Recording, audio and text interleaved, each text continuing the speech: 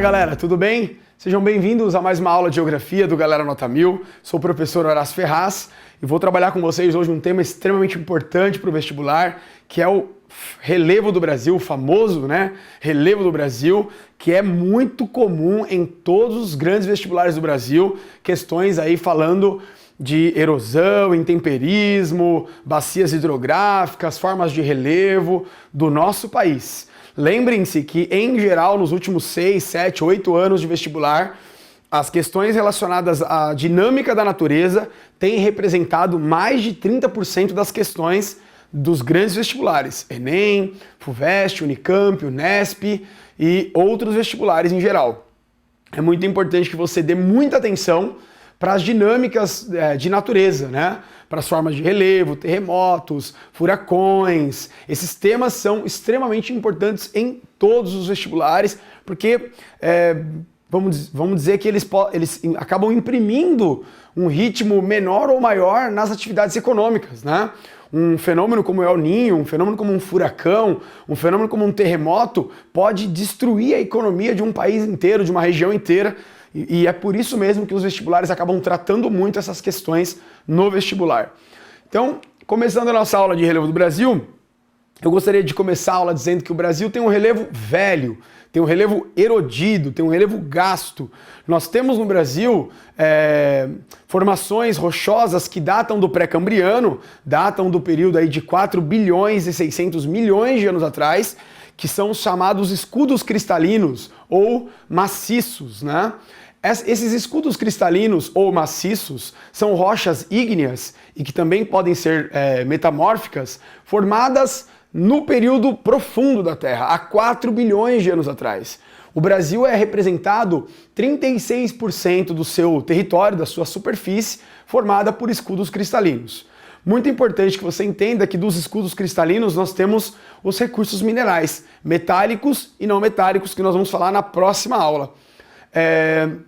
O Brasil tem também, ao longo de um grande processo erosivo, de um grande processo de erosão, bacias sedimentares, que formam aproximadamente aí mais de 60% da superfície do Brasil.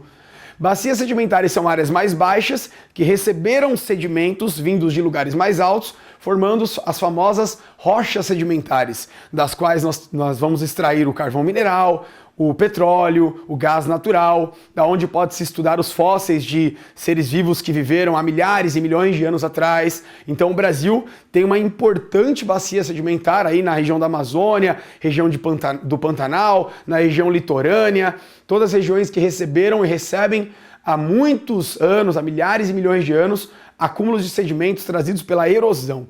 Por isso nós dizemos que o Brasil tem um relevo muito velho, muito gasto, muito erodido. Uma outra forma de relevo do Brasil são as depressões. As depressões são áreas rebaixadas quando comparadas com as regiões ao lado. Ou seja, imagina que você está num planalto, de repente esse planalto sofre uma queda e ele cai numa altura, numa profundidade que ela fica abaixo do planalto e abaixo de uma planície, por exemplo. Isso caracteriza uma depressão. O Brasil tem uma grande extensão territorial formada por depressão. O que você não pode confundir? Depressões são causadas por erosão. São processos erosivos intensos que já acontecem há milhares e milhares de anos e que por isso desgastaram aquele escudo cristalino, desgastaram aquele maciço, tornando aquela região mais baixa do que as regiões ao redor. É muito importante você lembrar disso. Gostaria de falar um pouquinho de dobramentos modernos. O Brasil não tem dobramentos modernos. O que seriam dobramentos modernos, professor? Montanhas, ou seja, regiões de encontro de placas tectônicas, movimentos convergentes, orogenéticos, que vão formar então uma cordilheira, uma cadeia montanhosa.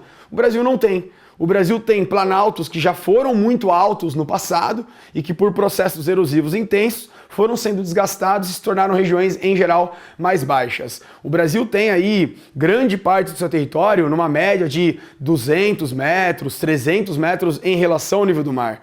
E uma outra parte não supera 900 metros em relação ao nível do mar.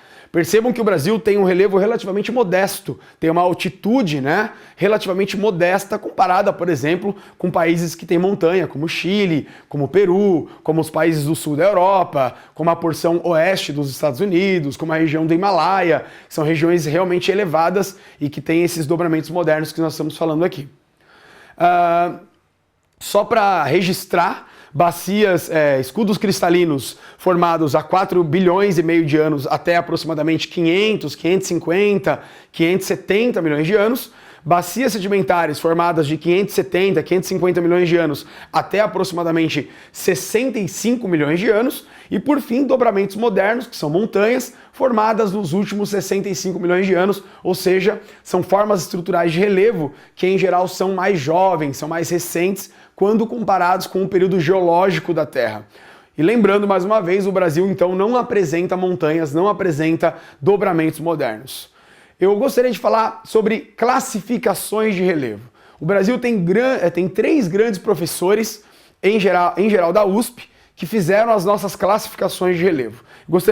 Peço para você olhar agora para esse mapa. Esse é um mapa de classificação de relevo do professor Haroldo Azevedo. Esse professor, esse geógrafo, ele fez essa classificação na década de 1940. E ele é um estudioso do relevo brasileiro que, por falta de tecnologia, imagem de satélite, aerofotogrametria, que é aquela fotografia digital feita por avião e por informática, ele fez uma classificação de relevo muito mais simples, né? Sobrevoando as regiões, fazendo expedições de campo às regiões do Brasil, as principais regiões de relevo do Brasil, e ele concluiu que o Brasil tinha 2 formas de relevo: planaltos, regiões mais altas, e planícies, regiões relativamente mais baixas. Planaltos, ele vai definir como áreas onde o processo de erosão é maior do que o de sedimentação. Por sua vez, planícies é o contrário. São áreas onde o processo de sedimentação é sempre maior do que o processo de erosão. O Haroldo Azevedo foi muito importante porque é a partir dele que os estudos de relevo do Brasil se iniciam de forma mais organizada, de forma mais complexa, e ele pode aparecer no seu vestibular. O segundo mapa que eu mostro para vocês foi feito 20 anos depois, na década de 1960, e é do professor Nazib Assis Absaber. Esse grande professor da USP, ele deu um grande impulso no estudo das formas de relevo e das formas de natureza do Brasil, porque ele não estabeleceu uma outra forma de relevo. Ele continuou falando que o Brasil era composto por planaltos e planícies. Porém, ele deu definições mais aprofundadas sobre os temas, sobre os termos, e ele construiu um conceito que nós vamos estudar nas próximas aulas, que é o conceito de domínios naturais ou domínios morfoclimáticos. O que seria isso, professor? Morfo vem de morfologia, formas da Terra, e climático vem de clima, vem de forças exógenas, precipitação, chuva, temperatura, umidade e assim por diante. Então, a importância do geógrafo professor Absaber é que ele vai construir um montante de informações que vão nos dar a condição de estudar o relevo, o clima, os animais, de uma forma integrada com as atividades humanas. Ou seja, ele é um geógrafo que ele vem de uma linha mais crítica, ele vem de uma linha mais racional em relação a todos os fatores da natureza, não por ser melhor, mas por ter mais tecnologia, por ter um leque de informações maior. Ele vai construir então uma classificação de relevo, uma classificação de clima mais completa para o Brasil. As definições que nós temos de planalto e planície são também do Absaber. Eu gostaria muito que vocês... quero pedir para vocês prestarem atenção agora no nosso último mapa de relevos do Brasil, que esse mapa também feito aí aproximadamente um pouquinho mais de 20 anos depois, que é a última classificação de relevo do Brasil feita pelo professor Jurandir Ross, mais um professor da USP. Esse professor já na década de 80 se aproveitou do projeto Radan, que é um projeto em que o governo militar fez um convênio com os Estados Unidos, com a NASA, e por imagens de satélite, por monitoramento, imagens feitas através de satélite, sensoramento remoto, o Brasil passou a ser monitorado 24 horas por dia, primeiro na região norte, na região amazônica, e depois isso se ampliou para o território inteiro nacional. Graças a essa tecnologia, o Jurandir Ross pegou todas as informações que já existiam, né, do Haroldo Azevedo, do Absaber, e ele construiu então com essas novas tecnologias uma outra forma de classificar o relevo do Brasil. E aí sim aparecem 11 formas de planaltos, 11 formas de planícies e as 6 formas, 11 formas de planícies, 11 formas de depressão e 6 formas de planalto no Brasil.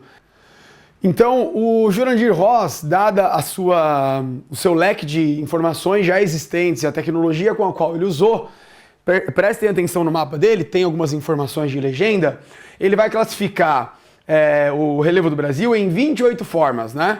11 planaltos, 11 depressões e 6 planícies. Ou seja, ele consegue deduzir que o Brasil tem realmente uma variada forma de relevo, em geral formada por relevos baixos, por relevos naturalmente erodidos, né? Muito gastos, muito velhos.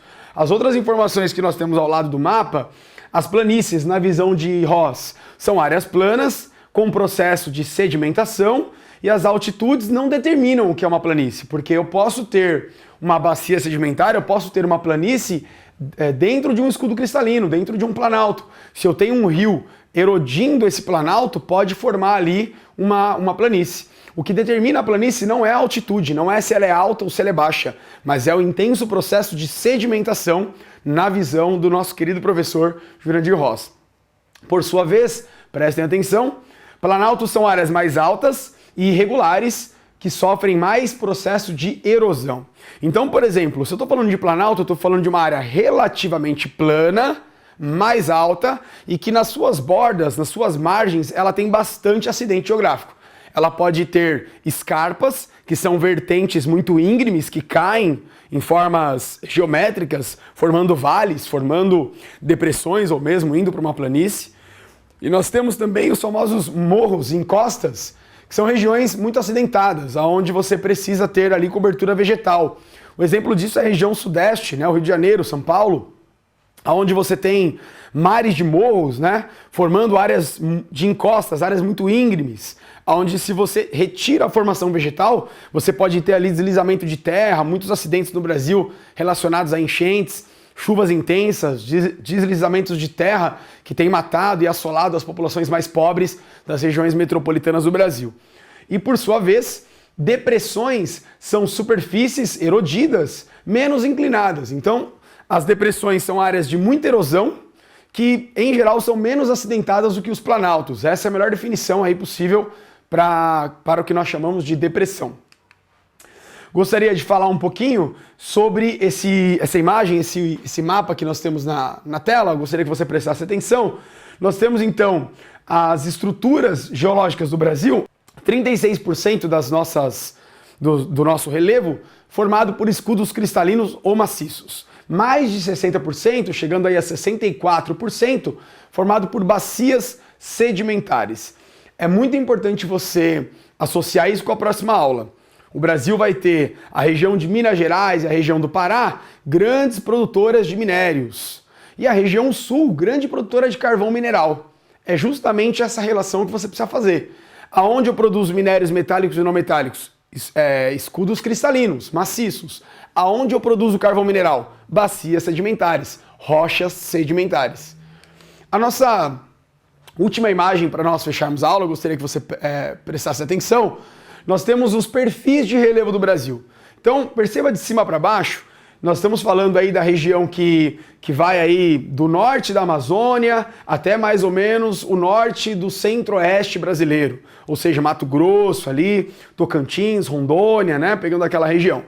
Veja que o Brasil tem um planalto residual no norte, o extremo norte da Amazônia. Aí esse planalto forma uma depressão, ele tem uma queda, né? E aí ele vai chegar até o meio, que seria a região amazônica, formando uma bacia, formando uma região de planície sedimentar, que nós chamamos de planície amazônica, cortada ali pelos rios amazônicos. Depois que passa pelo meio, essa parte mais marrom aí, né, e o rio, ele forma novamente um planalto residual que vai ser o início da região centro-oeste, que vai dar origem ao nosso planalto central, né, o planalto central brasileiro, formando então regiões que nós chamamos de chapadas, né, que são regiões longamente planas, né? E que aí nas suas bordas elas se acidentam, elas têm essas escarpas, que são essas vertentes extremamente íngremes e acidentadas. A segunda imagem que vocês podem observar no nosso slide está mostrando para nós o limite entre a região mais amazônica e o Nordeste brasileiro. É predominantemente uma imagem que mostra o perfil de relevo do Nordeste brasileiro, indo do interior do Nordeste até o litoral Nordeste no Oceano Atlântico. Então prestem atenção, nós vamos ter aí o Rio Parnaíba, depois nós vamos ter aí Planaltos e Chapadas, nós temos essa escarpa, né, essa serra de Ibiapaba, e depois nós temos essa depressão sertaneja. Perceba que a depressão é essa região que está abaixo dos relevos ao lado. Nós vamos ter o importante Planalto da Borborema. Esse planalto ele é importante porque ele impede que as massas de ar úmidos vindas do Oceano Atlântico entrem no interior do Nordeste, fazendo com que o interior do Nordeste seja uma região semiárida, seja uma região de pouca chuva. É importante você entender que os planaltos, ou mesmo montanhas, podem fazer com que as massas de ar, o vento, a umidade não entrem nas regiões, formando regiões secas como o Nordeste brasileiro, né? Eles impedem que as massas de ar ultrapassem essas regiões.